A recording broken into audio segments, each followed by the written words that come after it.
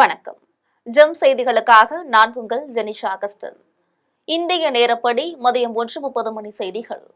முதலில் ஜெம் தலைப்பு செய்திகளை காணலாம். ரமலான் பெருநாளையொட்டி குடியரசுத் தலைவர், பிரதமர் மோடி உள்ளிட்ட தலைவர்கள் வாழ்த்து. ஏழை எளியோருக்கு பொருளுதவியும் தொண்டும் செய்ய வேண்டும் என ஈகை திருநாள் கற்பிப்பதாக கருத்து. இஸ்லாமியர்களின் புனித பெருநாளான ரமலான் இன்று நாடு முழுவதும் சிறப்பாக கொண்டாட்டம். பள்ளி வாசல்களிலும் ஈத்கா திடல்களிலும் ஆயிரக்கணக்கானோர் திரண்டு சிறப்பு தொழுகை. கொல்கத்தாவில் ரமலான் பெருவிழாவில் மேற்குவங்க முதலமைச்சர் மம்தா பானர்ஜி பங்கேற்பு. பாஜகவை ஆட்சியை விட்டு அகற்றுவதும் நாட்டை காப்பதும் தமது ஒரே நோக்கம் என்று சூளுரை. மேற்கு வங்கத்தில் மாற்றத்தின் அலை வீசுவதால் இந்த முறை பாஜக வெல்லும் என்று சுவேந்து அதிகாரி பேச்சு. கொல்கத்தா காளிகட்டம் காளி கோவிலில் சிறப்பு வழிபாடு செய்த பின்பு பேட்டி. திமுக கூட்டணியில் 5 தொகுதிகள் ஒதுக்குவதை ஏற்க மறுத்து வரும் மார்க்சிஸ்ட் கம்யூனிஸ்ட் கட்சி. மாநில செயலாளரை நேரில் சந்தித்து இணக்க பேச்சு நடத்தினார் மதிமுக பொதுச் செயலாளர் வைகோ. திருச்சியில் பனை தொழிலாளர்களை தாக்கி பொய் வழக்கில் சிறையில் அடைத்ததற்கு சீமான் கண்டனம். கள்ளை போதைப் பொருள் என்று கூறும் தமிழ்நாடு அரசு டாஸ்மாகில் விற்பது புனித தீர்த்தமா என்று வினா. ஈரான் மீது பல்வேறு ராணுவ நடவடிக்கைகள் எடுக்கப்படும் என்று அமெரிக்க அதிபர் டொனால்ட் ட்ரம்ப் மிரட்டல். ஹார்மஸ் நீரிணை வழியாக எண்ணெய் கப்பல்கள் செல்வதற்கு ஏதுவாக பாதுகாப்பு அளிக்கப்படும் என்று உறுதி. இனி விரிவான செய்திகளை காணலாம். ரமலான் பெருநாளையொட்டி குடியரசுத் தலைவர் திரௌபதி முர்மு, பிரதமர் நரேந்திர மோடி உள்ளிட்ட தலைவர்கள் இஸ்லாமிய பெருமக்களுக்கு வாழ்த்துக்களை தெரிவித்துள்ளனர்.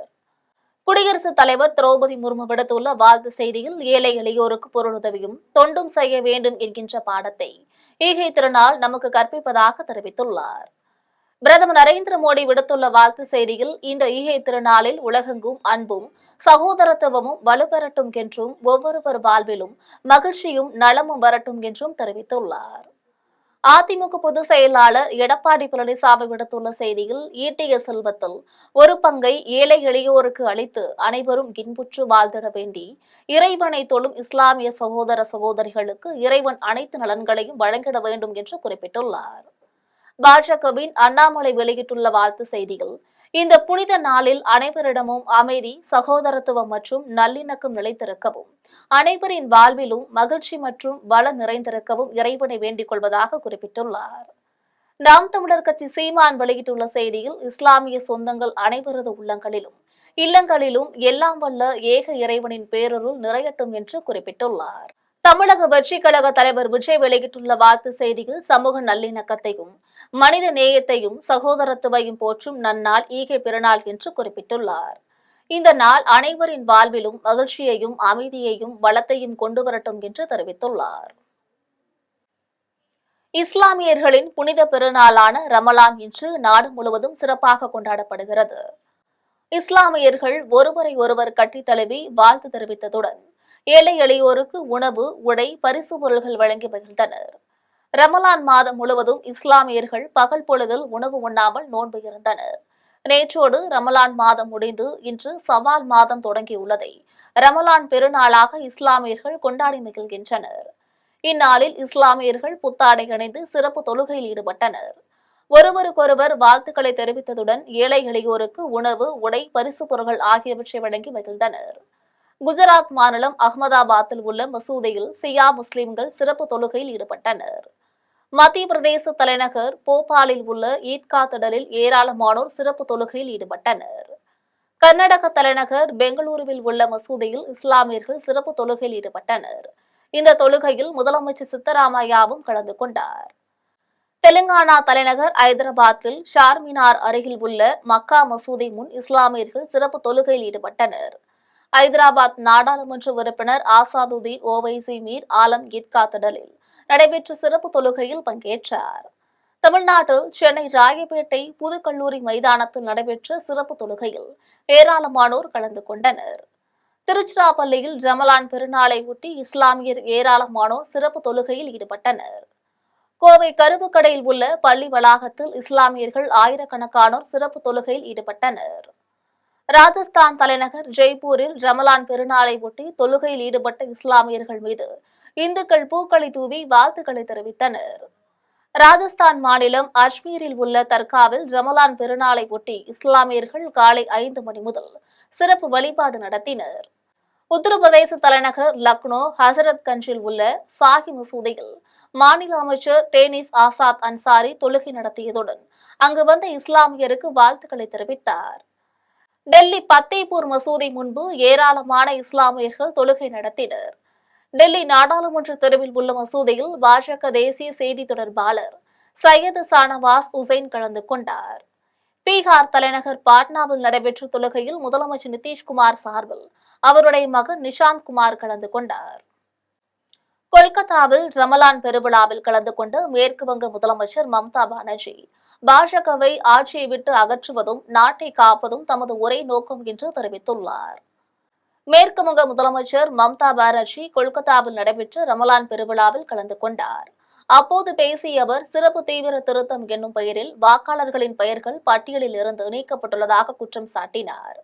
மத்திய பாஜக அரசு வங்கத்தை கட்டுப்படுத்த நினைப்பதாகவும் அங்கு குடியரசுத் தலைவர் ஆட்சியை கொண்டுவர நினைப்பதாகவும் குற்றம் சாட்டினார்.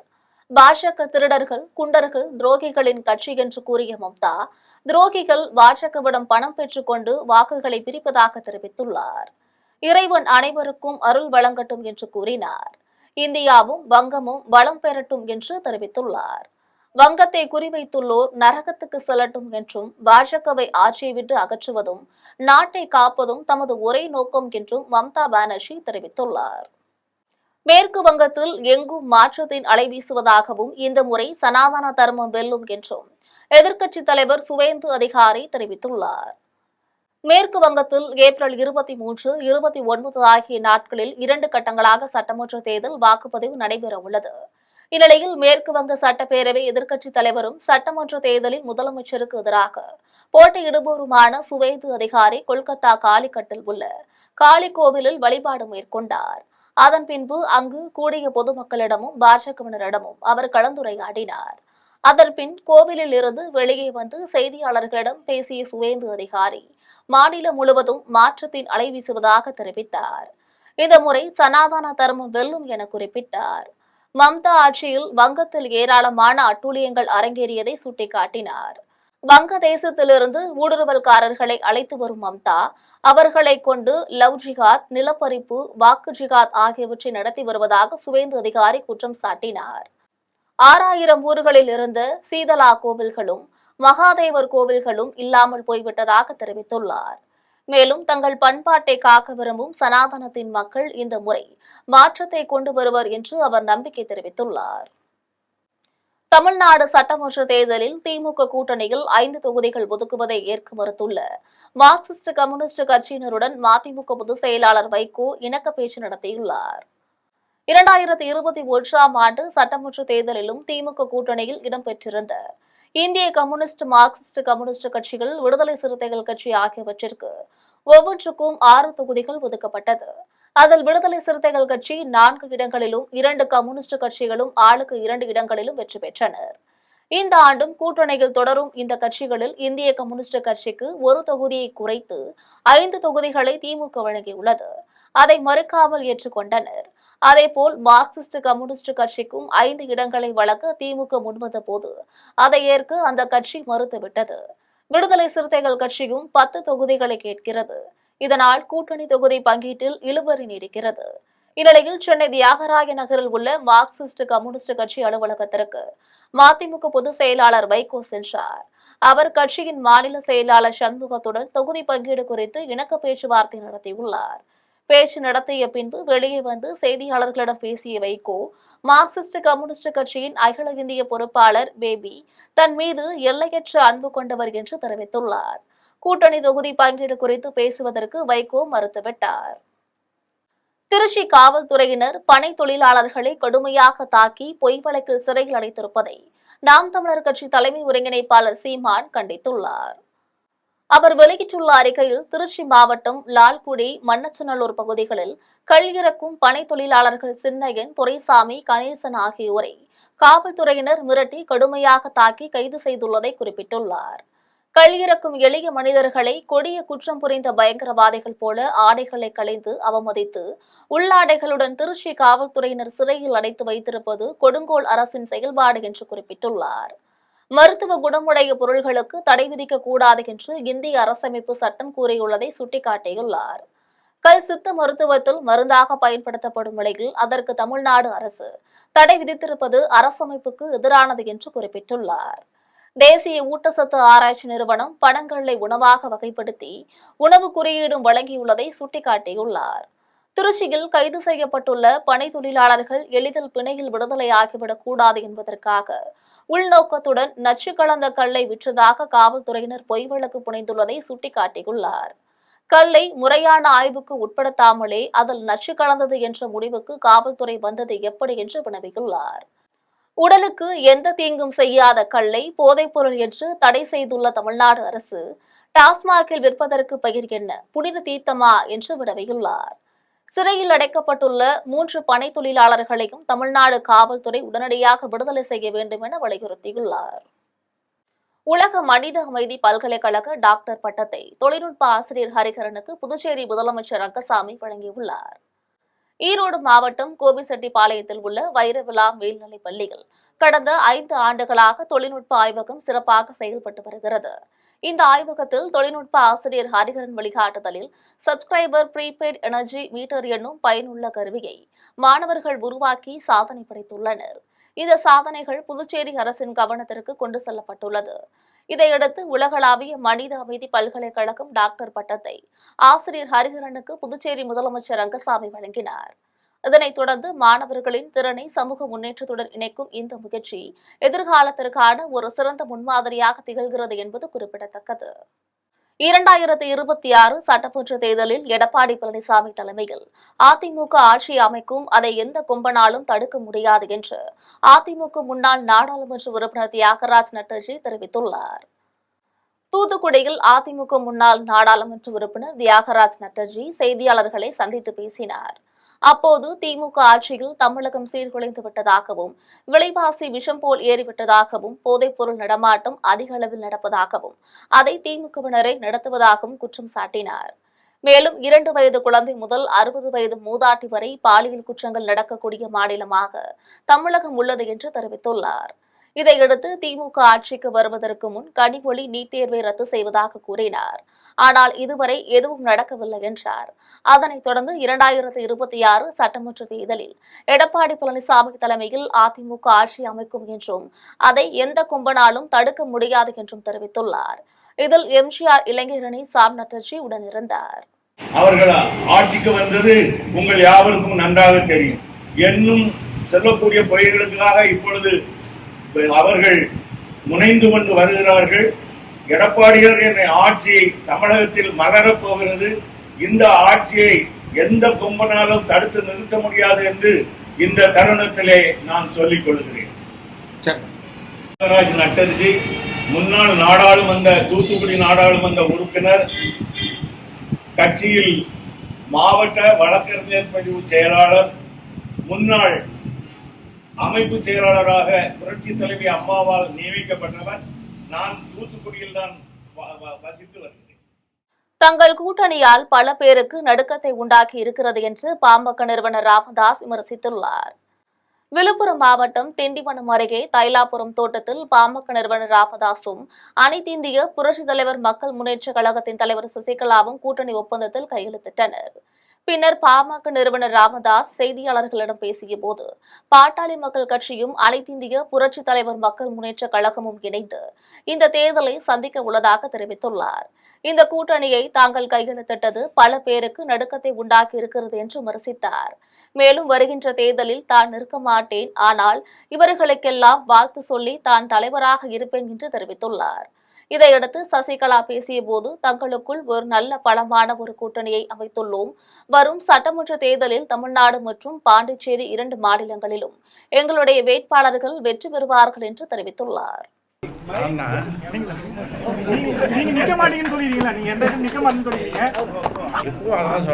நான் நிற்க மாட்டேன், ஆனால் இவங்களுக்குலாம் வாழ்த்து சொல்லி நான் தலைவராக இருப்பேன். முதல்வர் வேட்பாளர் கூடுதலாக கட்சிகள் வரது வாய்ப்பு இருக்குங்களா ஐயா? 234 தொகுதியில் நான் இந்த 2 கூட்டணி இன்னும் சில பேர் நாளைக்கு பாருங்க எத்தனை பேர் போட்டி போட்டோம். அதற்கு எங்களோட சேர்றதுக்கு விருப்பம் தெரிவிக்க போறாங்க பாருங்க. நாளைக்கு புதிய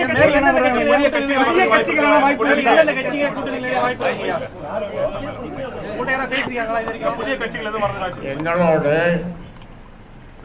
கொள்கை அளவில் உறுதியாக இருக்கின்ற கட்சிகள் எந்த கட்சி வந்தாலும் நம்முடைய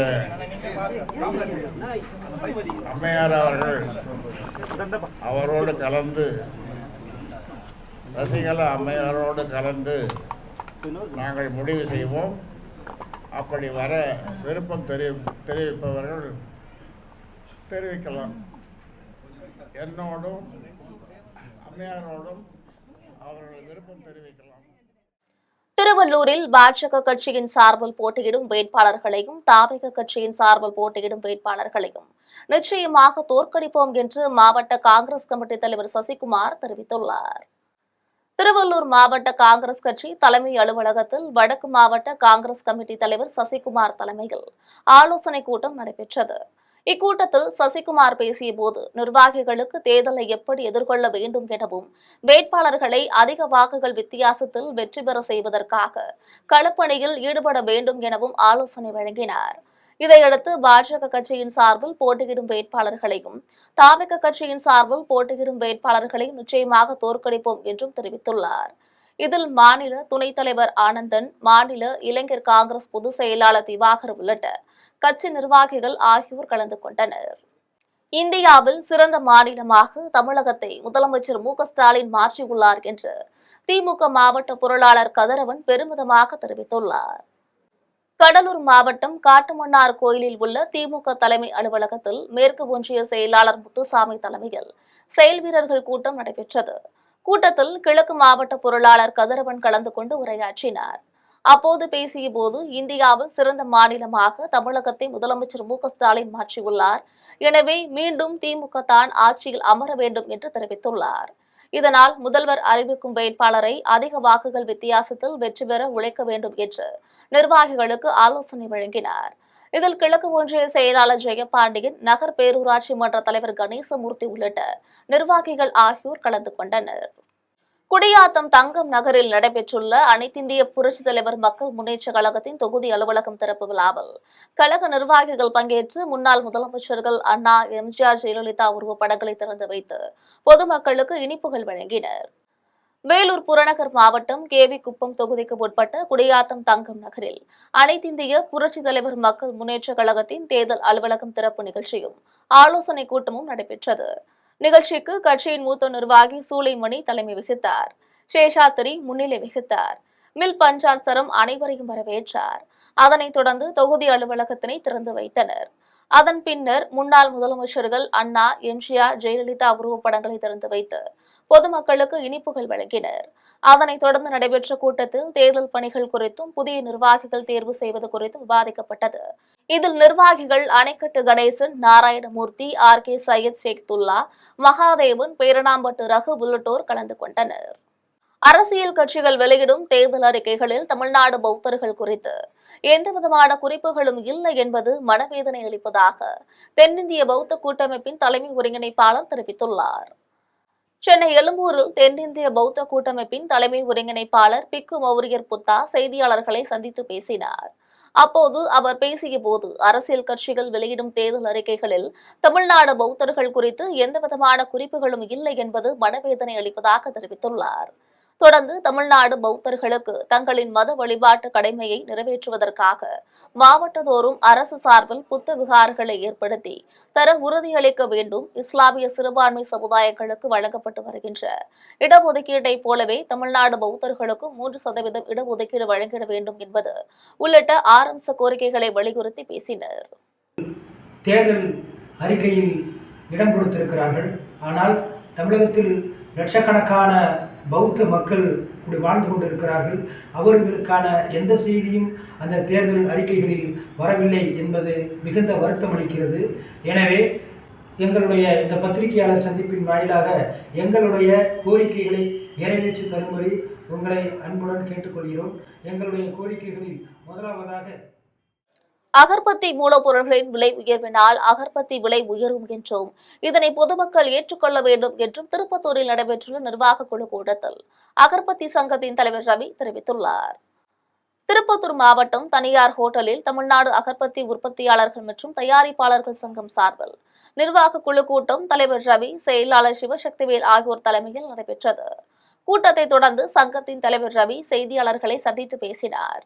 அப்போது தமிழ்நாட்டில் செயல்பட்டு வரும் அகர்பத்தி உற்பத்தியாளர்கள் தற்போதைய சூழலில் கடுமையான பொருளாதார நெருக்கடியை எதிர்கொண்டு வருகிறோம் என்றும் அகர்பத்தி உற்பத்திக்கு தேவையான மூலப்பொருட்கள் மற்றும் செலவினங்களின் விலை தொடர்ந்து ஒவ்வொரு வருடமும் கணிசமாக உயர்ந்து வருகின்றன என்றும் தெரிவித்துள்ளார்.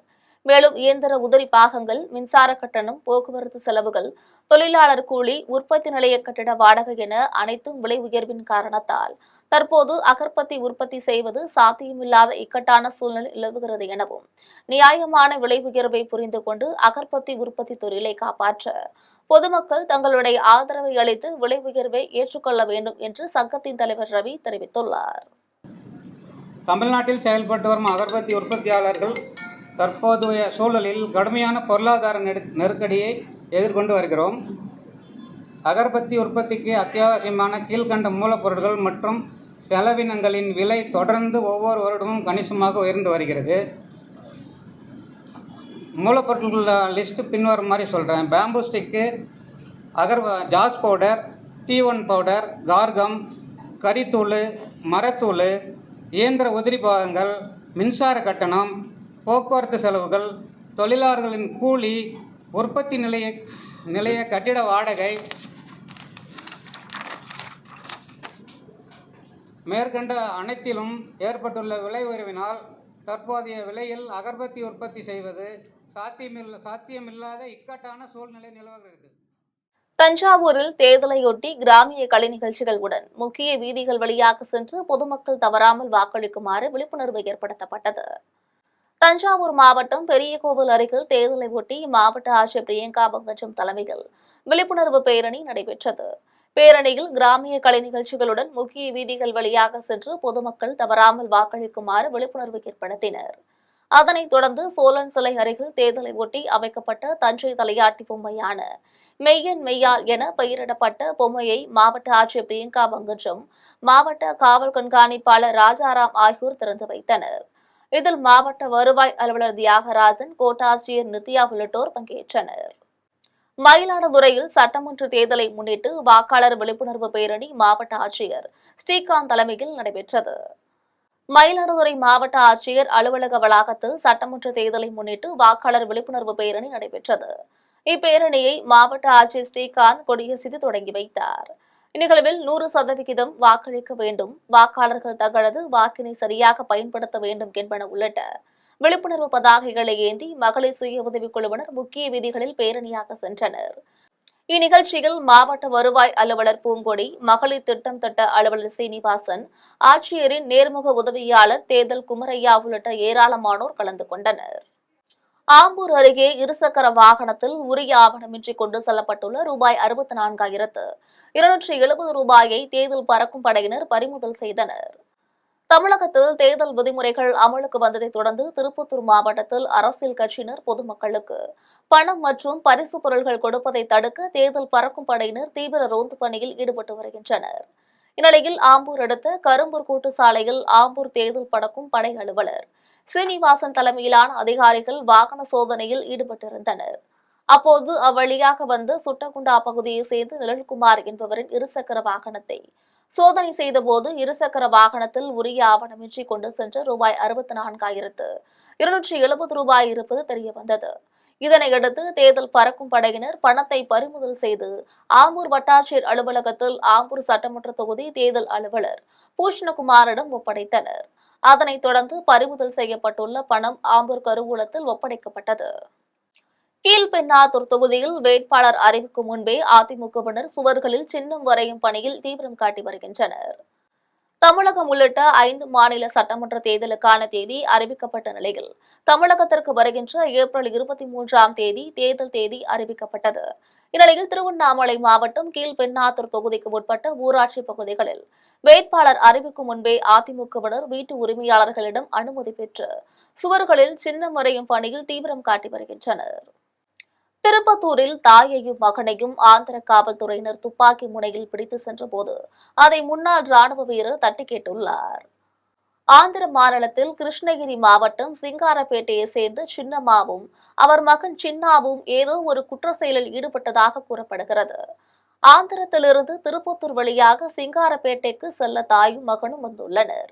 இவர்களை பின்தொடர்ந்து வந்த ஆந்திர காவல்துறையினர் திருப்பத்தூர் பேருந்து நிலையம் அருகே துப்பாக்கி முனையில் மடக்கி பிடித்து காரில் ஏற்றிக் கொண்டு சென்றுள்ளனர்.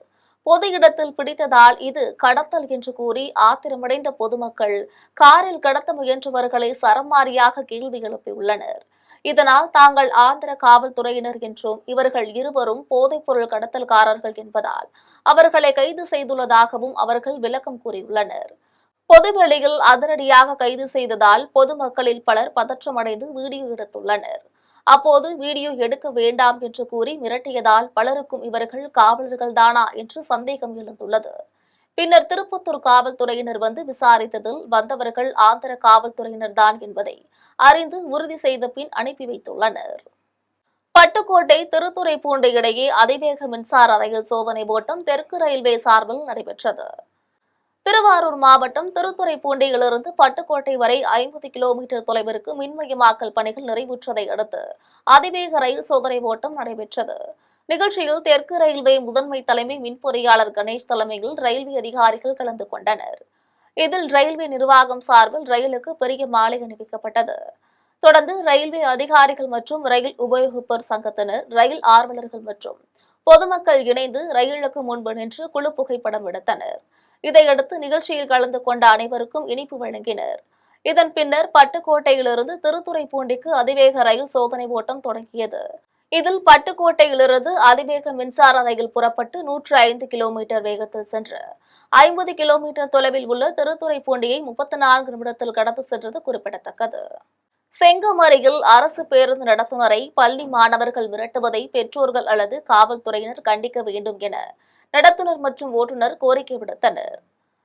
திருவண்ணாமலை மாவட்டம் பள்ளிப்பட்டு அரசு பள்ளியில் பயிலும் மாணவர்கள் வீட்டுக்கு செல்வதற்காக அரசு பேருந்தில் தினந்தோறும் பயணித்து வருகின்றனர். இதில் புழுதியோர், வளையம்பட்டு ஆகிய பகுதிகளைச் சேர்ந்த மாணவர்கள் பொதுமக்களுக்கு இடையூறாகவும் உயிருக்கு ஆபத்தான முறையிலும் பேருந்தில் பயணம் செய்து வருகின்றனர். அதனைத் தொடர்ந்து இதனை கண்டிக்கும் நடத்துனரை மாணவர்கள் தகாத வார்த்தைகளால் திட்டி மிரட்டி வருகின்றனர். எனவே இதனை பெற்றோர்கள் அல்லது காவல்துறையினர் கண்டிக்க வேண்டும் என நடத்துனர் மற்றும் ஓட்டுநர் கோரிக்கை விடுத்தனர். செய்யாற்றில் பெண்களை வைத்து புதிய முறையில் மணல் திருடுபவர்கள் மீது உரிய நடவடிக்கை எடுக்க வேண்டும் என்று சமூக ஆர்வலர்கள் கோரிக்கை விடுத்துள்ளனர். திருவண்ணாமலை மாவட்டம் செய்யாற்றிலிருந்து அரசு மற்றும் தனியார் பயன்பாட்டிற்காக வினோதமான முறையில் பெண்கள் மூட்டை மூட்டையாக தலையில் சுமந்து கொண்டு மணல் கடத்தி சென்று குவித்து வைத்திருப்பது பெரும் அதிர்ச்சியை ஏற்படுத்தியுள்ளது. இந்த சம்பவம் வட்டாட்சியர் அலுவலகம் பின்புறம் நடந்துள்ளது. தொடர்ந்து இந்த மணல் திருட்டில் ஈடுபடும் பெண்களுக்கு பின்னால் யார் இருப்பது என்று உரிய விசாரணை செய்து அவர்கள் மீது உரிய நடவடிக்கை மேற்கொள்ள வேண்டும் என சமூக ஆர்வலர்கள் கோரிக்கை விடுத்தனர். சர்க்கரை ஆலைக்கு கனரக லாரியில் ஏற்றி சென்று நிலக்கரி திடீரென்று தீப்பிடித்த நிலையில் லாரி ஓட்டுநர் சாமர்த்தியமாக இயக்கி லாரியை தீயணைப்பு நிலையத்திற்கு கொண்டு சென்றதை அடுத்து தீயணைப்பு வீரர்கள் தீயை முற்றிலுமாக அணைத்தனர். சென்னையிலிருந்து பவானியில் இயங்கும் சர்க்கரை ஆலைக்கு ஓட்டுநர் கார்த்திக் கனரக லாரியில் 35 டன் எடை கொண்ட நிலக்கரியை எடுத்து சென்றுள்ளார். தொடர்ந்து விழுப்புரம் அருகில் சென்று கொண்டிருந்த போது திடீரென்று நிலக்கரி எரிந்து புகை வர ஆரம்பித்துள்ளது. இதனை கண்ட சக வாகன ஓட்டிகள் ஓட்டுநரிடம் தெரிவித்த போது தீயை அணைக்க முயற்சி செய்தும் அணைக்க முடியாததால் விழுப்புரம் தீயணைப்பு நிலையத்திற்கு சாமர்த்தியமாக ஓட்டுநர் லாரியை இயக்கிக் கொண்டு சென்று நிறுத்தினார். பின்னர் தீயணைப்பு நிலையத்தில் கார்த்திக் நிலக்கரியிலிருந்து தீ ஏற்பட்டுள்ளதை தெரிவித்ததுடன் உடனடியாக தீயணைப்பு வீரர்கள் கனரக லாரியில் ஏற்பட்டுள்ள தீயை அணைத்தனர். இதனால் எந்த சேதமும் ஏற்படவில்லை என்பது குறிப்பிடத்தக்கது. வாழப்பாடி அருகே நள்ளிரவில் இருசக்கர வாகனத்தை திருடிய நபரை ஏத்தாப்பூர் காவல்துறையினர் கைது செய்து சேலம் சிறையில் அடைத்தனர். சேலம் மாவட்டம் வாழப்பாடி அருகே ஏத்தாப்பூர் பகுதியில் கடந்த சில நாட்களுக்கு முன்பு நள்ளிரவில் சக்திவேல் மகன் விஸ்வாஸ் என்பவரின் விலை உயர்ந்த இருசக்கர வாகனத்தை மர்ம நபர் திருடி செல்லும் சிசிடிவி காட்சி வெளியாகி வைரலானது. இது தொடர்பாக ஏத்தாப்பூர் காவல் நிலையத்தில் விஸ்வாஸ் என்பவர் புகார் அளித்ததின் பெயரில் சிசிடிவி காட்சிகளின் மூலம் மர்ம நபரை காவல்துறையினர் தேடி வந்தனர். இந்நிலையில் புத்திரகவுண்டன்-பாளையம் ரயில் நிலையம் பகுதியில் காவல்துறையினர் வாகன தணிக்கையில் ஈடுபட்ட போது சந்தேகப்படும்படியாக இருசக்கர வாகனத்தில் வந்த நபரை நிறுத்தி விசாரணை செய்ததில் முன்னுக்கு பின் முரணாக பதிலளித்ததால் இருசக்கர வாகனத்தை ஓட்டி வந்த நபரை காவல் நிலையம் அழைத்து சென்று தொடர்ந்து விசாரணை மேற்கொண்டதில் கள்ளக்குறிச்சி அடுத்த வானாபுரம் பகுதியைச் சேர்ந்த சேகரின் மகன் பூபதி என்பது தெரியவந்தது. அதனைத் தொடர்ந்து நடைபெற்ற விசாரணையில் ஏத்தாப்பூர் பகுதியில் இருசக்கர வாகனத்தை திருடியது ஒப்புக்கொண்டார். அதன் பின்னர் காவல்துறையினர் இருசக்கர வாகனத்தை பறிமுதல் செய்ததுடன் பூபதியை கைது செய்து சேலம் சிறையில் அடைத்தனர். சின்ன சேலம் அருகே நிலை தடுமாறிய கார் மரத்தின் மீது மோதியதில் மாமியார் மருமகள் சம்பவ இடத்திலேயே உயிரிழந்துள்ளனர். கள்ளக்குறிச்சி மாவட்டம் சின்ன சேலத்தில் உள்ள தேசிய நெடுஞ்சாலையில் சொகுசு கார் ஒன்று தத்தாதிரிபுரம் அருகே சென்று கொண்டிருந்தது. அப்போது நிலை தடுமாறி சாலைபுரம் உள்ள மரத்தில் மோதியதில் காரை இயக்கி வந்த உபாசனா என்ற பெண்ணும் அவரது மாமியார் உஷாவும் சம்பவ இடத்திலேயே பரிதாபமாக உயிரிழந்தனர்.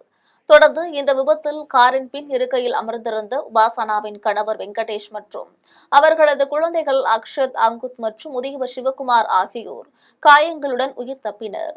தகவல் அறிந்து சம்பவ இடத்திற்கு விரைந்து வந்த கீழ்குப்பம் போலீசார் விபத்தில் சிக்கியவர்களை மீட்டு கள்ளக்குறிச்சி அரசு மருத்துவமனைக்கு அனுப்பி வைத்தனர். இதன் பின்னர் உயிரிழந்த உபாசனா மற்றும் உபாசனாவின் மாமியார் உஷா ஆகியோரின் உடல்கள் உடற்கூராய்வுகளுக்காக கள்ளக்குறிச்சி அரசு மருத்துவமனைக்கு கொண்டு சென்றனர். இதையடுத்து உயிரிழந்த உபாசனா சென்னையில் உள்ள தனியார் நிறுவனத்தில் பணிபுரிவதாகவும் கணவர் வெங்கடேஷ் தனியார் வங்கி அலுவலராக பணிபுரிவதாகவும் தகவல்கள் கிடைத்துள்ளது. சென்னையிலிருந்து வீட்டை காலி செய்துவிட்டு சொந்த ஊரான கோயம்புத்தூருக்கு செல்லும் வழியில் இந்த விபத்தானது நடந்துள்ளது என காவல்துறையினரின் முதற்கட்ட விசாரணையில் தெரியவந்துள்ளது. எரியும் சிதைகள் தவறி விழுந்து முதியவர் ஒருவர் உயிரிழந்த சம்பவம் பெரும் சோகத்தை ஏற்படுத்தியுள்ளது. அரியலூர் மாவட்டம் செந்துறை அருகே குமுளியத்தை சேர்ந்த ராமதாஸ் உடல்நலக்குறைவு காரணமாக உயிரிழந்தார். அவரது உடலை கிராமத்தில் உள்ள மையானத்தில் எரியூட்டும் பணிகள் நடைபெற்றன. இந்த பணியில் அதே பகுதியை சேர்ந்து தங்கராசு, அவரது உறவினர்கள் உள்ளிட்ட 3 பேர் ஈடுபட்டனர். இந்நிலையில் ராமதாஸின் உறவினர் ஒருவர் இயற்கை உபாதை கழிப்பதற்காக மயானத்தின் அருகே சென்றபோது சிதையில் உடல் சரியாக எரியாமல் கிடப்பதைக் கண்டு அதிர்ச்சியடைந்தார். உடனடியாக அவர் எரியூட்டியவர்களை அழைத்து இது குறித்து சத்தம் போட்டவுடன் சக்திவேல், அவரது உறவினர்கள் அறிவழகன், புண்ணியமூர்த்தி ஆகிய 3 அவசரமாக மண்ணெண்ணெய் ஊற்றி அந்த உடலை மீண்டும் முழுமையாக எரியூட்டினர். இதையடுத்து உடலை முழுமையாக எரியூட்டி முடித்த பின்னர்தான் சக்திவேலின் தந்தை தங்கராசுவை காணவில்லை என்பது அவர்களுக்கு தெரியவந்தது. அதனைத் தொடர்ந்து எரியூட்டி இடத்திற்கு சென்று பார்த்தபோது அங்கு 2 மண்டை ஓடுகளும் கூடுதல் எலும்புகளும் இருந்ததைக் கண்டு அனைவரும் பேரதிர்ச்சி அடைந்தனர். இதுகுறித்து தகவல் அறிந்த இரும்புலிக்குறிச்சி காவல்துறையினர் வழக்கு பதிவு செய்து தீவிர விசாரணை மேற்கொண்டு வருகின்றனர். இந்த சம்பவம் அந்த கிராம மக்கள் மத்தியில் பெரும் சோகத்தை ஏற்படுத்தியுள்ளது. திருப்பத்தூர் மாவட்டம் ஆம்பூர் அருகே தனது பேரனின் மனைவியிடம் தகராறு செய்த மருமகளை நுங்குவெட்டும் அரிவாளால் மாமனார் வெட்டி கொன்றது பரபரப்பை ஏற்படுத்தியுள்ளது. திருப்பத்தூர் மாவட்டம் ஆம்பூர் அடுத்த பாலூரை சேர்ந்த அபிமன்யு சென்னையில் தன்னுடன் பணிபுரிந்த மாற்று சமூகத்தை சேர்ந்த பெண்ணான பிரதீபாவை காதலித்து திருமணம் செய்து கொண்டு ஊருக்கு அழைத்து வந்துள்ளார். அபிமன்யு மாற்று சமூக பெண்ணை திருமணம் செய்து கொண்டது பிடிக்காமல் அபிமன்யுவின் தந்தை முனிகனும் முனிகனின் 3வது மனைவியான கவிதாவும் அடிக்கடி பிரதிபாவுடன் சண்டை போட்டுள்ளனர். இதுகுறித்து உமராபாத் காவல் நிலையத்தில் வழக்கு விசாரணையில் உள்ளது. இந்நிலையில் அபிமன்யு நுங்கு வியாபாரத்திற்காக வெளியூர் செல்வதால் தனது தாத்தாவான சாமுண்டியை தனது மனைவி பிரதிபாவுக்கு பாதுகாப்பாக இருக்கும்படி கூறிவிட்டு சென்றுள்ளார். அதன்பின் பிரதிபாவுடன் தகராறில் ஈடுபட்ட கவிதாவை சாமுண்டி நுங்குவெட்டும் அரிவாளால் கழுத்தில் வெட்டியுள்ளார். தடுத்த முனிகனையும் வெட்டியுள்ளார். இதில் கவிதா நிகழ்விடத்திலேயே உயிரிழந்தார். தகவல் அறிந்து வந்த காவல்துறையினர் காயமடைந்த முனிகனை ஆம்பூர் அரசு மருத்துவமனைக்கு சிகிச்சைகளுக்காக அனுப்பி வைத்தனர். இதுகுறித்து வழக்கு பதிந்து விசாரித்து வருகின்றனர். கோவில்பட்டியை சுற்றியுள்ள பகுதிகளில் திடீரென்று மழை பெய்ததால் பொதுமக்களும் விவசாயிகளும் மகிழ்ச்சியடைந்துள்ளனர். தூத்துக்குடி மாவட்டம் கோவில்பட்டியை சுற்றியுள்ள பகுதிகளில் சில நாட்களாக வெயிலின் தாக்கம் அதிகமாக காணப்பட்டுள்ளது. இந்த நிலையில் திடீரென்று வானம் மேகமூட்டத்துடன் காணப்பட்டு அரை மணி நேரத்திற்கு மேலாக மழை பெய்தது. இதன் காரணமாக கோவில்பட்டி, கழுகுமலை, எட்டையாபுரம், ஐயனேரி, அப்பனேரி, நாலாட்டின்புதூர் உள்ளிட்ட பகுதிகளில் குளிர்ச்சி சூழல் நிலவுவதால் பொதுமக்களும் விவசாயிகளும் மகிழ்ச்சியடைந்தனர். திண்டுக்கல் அருகே அடையாளம் தெரியாத பெண்ணின் எலும்புக்கூடை காவல்துறையினர் மீட்டு உடற்கூறாய்வுகளுக்காக திண்டுக்கல் அரசு மருத்துவமனைக்கு அனுப்பி வைத்தனர். திண்டுக்கல் மாவட்டம் வத்தலகுண்டு பிரதான சாலையில் அடையாளம் தெரியாத பெண்ணின் எலும்புக்கூடு கண்டு அப்பகுதி மக்கள் காவல்துறையினருக்கு தகவல்களை தெரிவித்துள்ளனர். இதன் பின்னர் சம்பவ இடத்திற்கு வந்த காவல்துறையினர் பெண்ணின் எலும்புக்கூட்டை மீட்டு உடற்கூறாய்வுகளுக்காக திண்டுக்கல் அரசு மருத்துவமனைக்கு அனுப்பி வைத்தனர். இதில் கடந்த சில மாதங்கள் முன்பு இதே பகுதியில் ஆணின் சடலம் மீட்கப்பட்ட நிலையில் தற்போது பெண்ணின் சடலம் எலும்புக்கூடாக மீட்கப்பட்டது அப்பகுதி மக்களிடையே பெரும் பதற்றத்தை ஏற்படுத்தியுள்ளது. இதையடுத்து கொடைக்கானல் காவல்துறையினர் ரோந்து பணியை அதிகப்படுத்த வேண்டும் என பொதுமக்கள் கோரிக்கை விடுத்துள்ளனர். இனி வருவது திரையுலக செய்திகள். பிரபல நடிகர் பரத் நடிக்கும் காளிதாஸ் 2ஆம் பாகத்தின் ட்ரெய்லரை படக்குழுவினர் வெளியிட்டுள்ளனர்.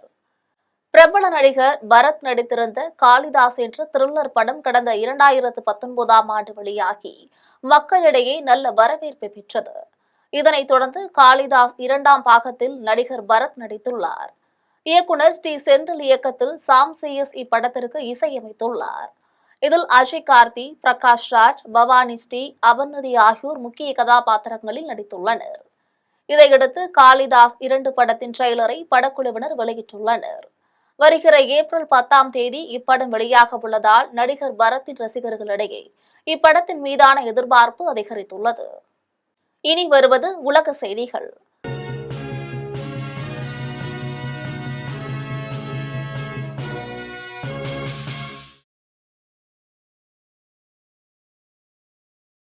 ஈரான் மீது பல்வேறு ராணுவ நடவடிக்கைகள் எடுக்கப்படும் என்று அமெரிக்க அதிபர் டொனால்டு ட்ரம்ப் தெரிவித்துள்ளார்.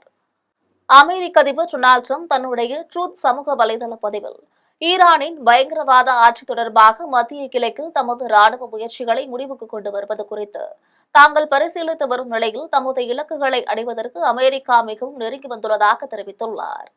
இதில் ஈரானின் ஏவுகணை திறன், ஏவுதளங்கள், கடற்படை, விமானப்படை அவற்றுடன் தொடர்புடைய அனைத்தையும் முற்றிலுமாக செயலிழக்க செய்வோம். இஸ்ரேல், சவுதி அரேபியா, கத்தார், ஐக்கிய அரபு அமீரகம், பஹ்ரைன், குவைத் மற்றும் பிற நாடுகள் உட்பட தமது மத்திய கிழக்கு நட்பு நாடுகளை மிக உயர்ந்த மட்டத்தில் பாதுகாப்போம். ஹார்முஸ் ஜலசந்தையை பயன்படுத்தும் பிற நாடுகள் தேவைக்கேற்ப அதனை பாதுகாத்து கண்காணிப்போம் என்பது உள்ளிட்ட பல்வேறு ராணுவ நடவடிக்கைகள் ஈரான் மீது எடுக்கப்படும் என்று தெரிவித்துள்ளார். இனி வருவது விளையாட்டு செய்திகள்.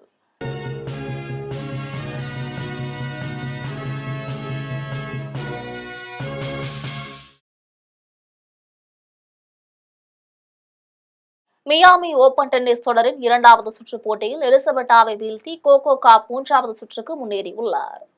அமெரிக்காவின் புளோரிடா நகரில் மியாமி ஓபன் டென்னிஸ் தொடரின் பெண்கள் ஒற்றையர் பிரிவின் 2வது சுற்று போட்டி நடைபெற்றது.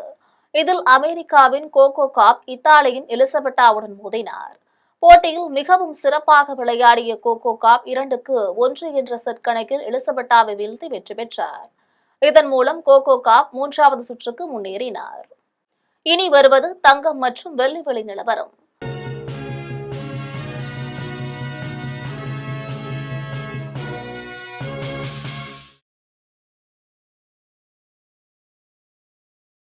சென்னையில் ஆபரண தங்கம் இன்று ஒரு சவரன் 1,08,960 ரூபாய்க்கு விற்பனை செய்யப்படுகிறது. சென்னையில் இன்று ஆபரண தங்கத்தின் விலை கிராமிற்கு 330 ரூபாய் குறைந்து 13,620 ரூபாய்க்கு விற்பனை செய்யப்படுகிறது. மேலும் ஒரு சவரன் 2,640 ரூபாய் குறைந்து 1,08,960 ரூபாய்க்கு விற்பனை செய்யப்படுகிறது. 24 கேரட் தூய தங்கம் ஒரு சவரன் 1,18,864 ரூபாய்க்கு விற்பனை செய்யப்படுகிறது. மேலும் 1 கிராம் வெள்ளி 250 ரூபாய்க்கும் 1 கிலோ வெள்ளி 2,50,000 ரூபாய்க்கும் விற்பனை செய்யப்படுகிறது. மீண்டும் ஜெம் தலைப்பு செய்திகள்.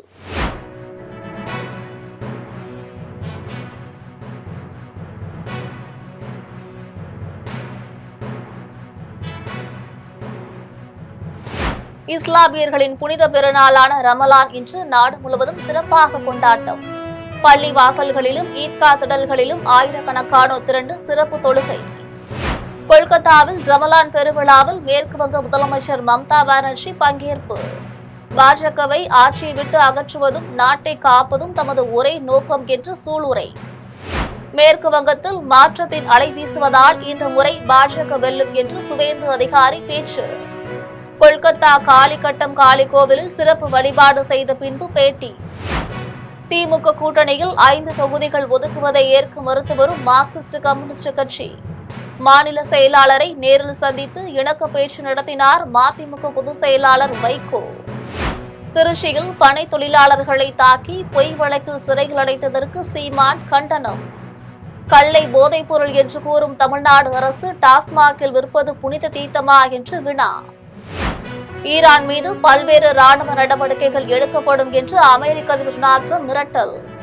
ஹார்மஸ் நீரிணை வழியாக எண்ணெய் கப்பல்கள் செல்வதற்கு ஏதுவாக பாதுகாப்பு அளிக்கப்படும் என்று உறுதி.